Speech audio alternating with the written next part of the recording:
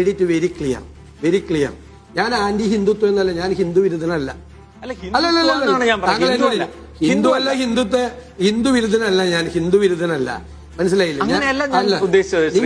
നിങ്ങൾ ഒരു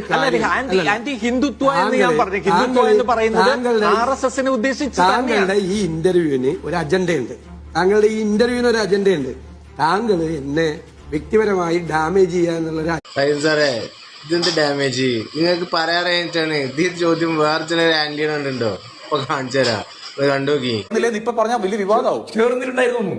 ഇതില്ലേ ഇത്രയുള്ളൂ, സിമ്പിളാണ്. ഓർക്ക് ഇതൊക്കെ സിമ്പിളാ, ഇത്രയുള്ളൂ. കൂളാണ്. ആരുടെ വേണമെങ്കിൽ വോട്ട് പോയിക്കോളൂ, ആരോടൊപ്പം വേണമെങ്കിൽ നിന്നോളൂ. എന്ത് വിവാദം വരാ? മാഷ് പറഞ്ഞു കിട്ടില്ലേ?